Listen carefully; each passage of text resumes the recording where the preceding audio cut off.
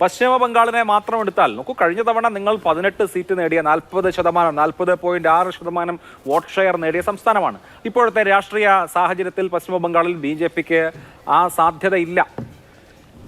എനിക്ക് തോന്നുന്നത് തൃണമൂൽ കോൺഗ്രസ് അവരുടെ നമ്പർ പരമാവധി ഞങ്ങളുടെ ഇത്രയും വലിയ ബ്ലോക്കാണ് എന്ന് തെളിയിക്കാനുള്ള മത്സരത്തിൽ കോൺഗ്രസിനെ ഈ 2 സീറ്റിന്റെ ഔദാര്യം കാണിച്ച് പിണക്കി അയക്കുകയും അവർ ഒറ്റയ്ക്ക് മത്സരിക്കുകയും ചെയ്യുക എന്നുള്ളതാണ് അവരുടെ പദ്ധതി എന്നാണ് എനിക്ക് തോന്നുന്നത്.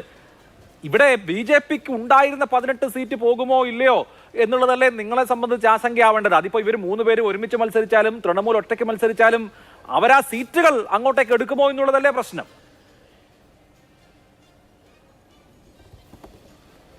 അല്ല, വിഷയം പശ്ചിമ ബംഗാൾ അല്ലല്ലോ. ഇനി പശ്ചിമ ബംഗാൾ ആണെങ്കിൽ അവിടുത്തെ കണക്ക് ഞാൻ പറഞ്ഞുതരാം. 2016 നിയമസഭയിൽ കിട്ടിയതിനേക്കാൾ വോട്ടും സീറ്റും 2021 നിയമസഭയിൽ ഞങ്ങൾക്ക് കിട്ടി.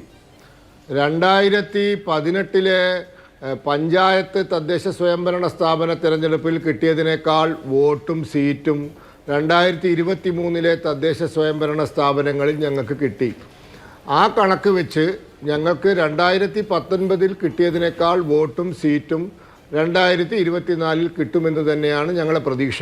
കാരണം അത് ഒരു നിയമസഭയെ മറ്റൊരു നിയമസഭയായിട്ടും ഒരു പഞ്ചായത്ത് ഇലക്ഷനെ മറ്റൊരു പഞ്ചായത്ത് ഇലക്ഷനായിട്ടും താരതമ്യം ചെയ്തിട്ടുള്ള ഞങ്ങളുടെ നിഗമനമാണ്. പക്ഷേ വിഷയം പശ്ചിമ ബംഗാളല്ല, വിഷയം ഇന്ത്യ സഖ്യത്തിൻ്റെ നിലനിൽപ്പാണ്. അപ്പോൾ അതിനെ സംബന്ധിച്ച് ഞങ്ങൾക്ക് പ്രാഥമികമായി പറയാനുള്ളത്, ഇവർ സഖ്യം ഉണ്ടാക്കുകയോ ഉണ്ടാക്കാതിരിക്കുകയോ ചെയ്തോട്ടെ, അതൊന്നും വലിയ വ്യത്യാസമൊന്നും വരുത്താൻ പോകുന്നില്ല. കാരണം 2019 ഞാൻ മനസ്സിലാക്കുന്നത് ആം ആദ്മി പാർട്ടി ഉണ്ടായിരുന്നില്ല, പിന്നെ തൃണമൂൽ കോൺഗ്രസും ഉണ്ടായിരുന്നില്ല. ഇത് രണ്ടും മാറ്റി നിർത്തിയാൽ ബാക്കി എല്ലാവരും ഈ സഖ്യത്തിലുണ്ടായിരുന്നു. കാരണം ഉത്തർപ്രദേശിൽ സമാജ്വാദി പാർട്ടി BSP മഹാസഖ്യമായിരുന്നു. പക്ഷെ നോക്കൂ, ബീഹാർ കഴിഞ്ഞ തവണ 40 സീറ്റിൽ ഒരെണ്ണം ഒഴിച്ച് ബാക്കി മുഴുവനും JDUവും നിങ്ങളും കൂടി LJP BJP JDU സഖ്യം 39 സീറ്റ് നേടിയ ബീഹാറിൽ ഇത്തവണ BJPയുടെ സാധ്യത എന്താണ്? ഈ 3 കൂട്ടരും, അതായത് JDUവും RJDയും കോൺഗ്രസും ഒരുമിച്ച് നിന്ന് കഴിഞ്ഞാൽ എന്താകും BJPയുടെ അവസ്ഥ? JDU എന്ന ഫാക്ടറിനെ കാണാതെ പോകരുത്. അല്ല, ഉത്തർപ്രദേശിൽ കഴിഞ്ഞ തവണ SP-യും BSPയും കൂടി നിന്നപ്പോൾ പുസ്തകത്തിലെ കണക്ക് പ്രകാരം ഞങ്ങൾക്ക് 10-25 സീറ്റേ കിട്ടാൻ പാടുള്ളൂ. പക്ഷേ ഞങ്ങൾക്ക് 64 സീറ്റ് കിട്ടി. ഇത്തവണ SP-യും BSPയും വേറെയാണ് മത്സരിക്കുന്നത്.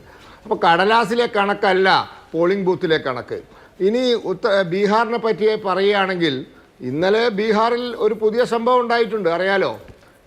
ഇവർക്കൊന്നും ചെയ്യാൻ സാധിക്കാത്തത് ഞങ്ങൾ ചെയ്തു.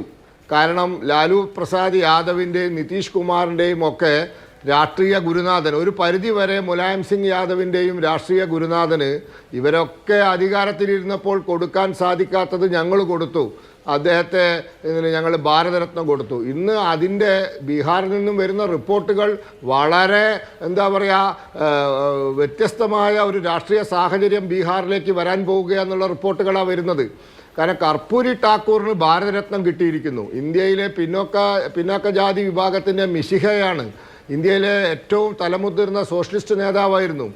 ആ കർപ്പൂരി ഠാക്കൂറിന് ഭാരതരത്നം കൊടുക്കാൻ നരേന്ദ്രമോദിക്ക് സാധിച്ചത് വലിയ വ്യത്യാസം ബീഹാർ രാഷ്ട്രീയത്തിലുണ്ടാവും. അതുകൊണ്ട് ഞങ്ങൾ ഇതൊക്കെ കണ്ടിട്ട് തന്നെയാണ് ഞങ്ങളുടെ നീക്കങ്ങൾ. ആണ് ഞങ്ങൾക്ക് പറയാനുള്ളത്, കഴിഞ്ഞ തവണത്തിൽ നിന്നും വലിയ വ്യത്യാസമൊന്നുമില്ല ഈ സഖ്യത്തിൽ. കഴിഞ്ഞ തവണ തൃണമൂൽ ഇല്ല, ഇപ്പോൾ തൃണമൂൽ തെറ്റിപ്പോയിരിക്കുന്നു, ആം ആദ്മി പാർട്ടിയും തെറ്റിപ്പോയിരിക്കുന്നു. അപ്പോൾ ചുരുക്കി പറഞ്ഞാൽ there is no difference in the opposition unity in comparing 2019 and 2024. Same ആണ്, ഒരേപോലെ. ഒന്നും കഴിഞ്ഞ തവണത്തിൽ നിന്ന് വ്യത്യസ്തമല്ല എന്നുള്ളതാണ് BJP പറയുന്നത്. ശ്രീ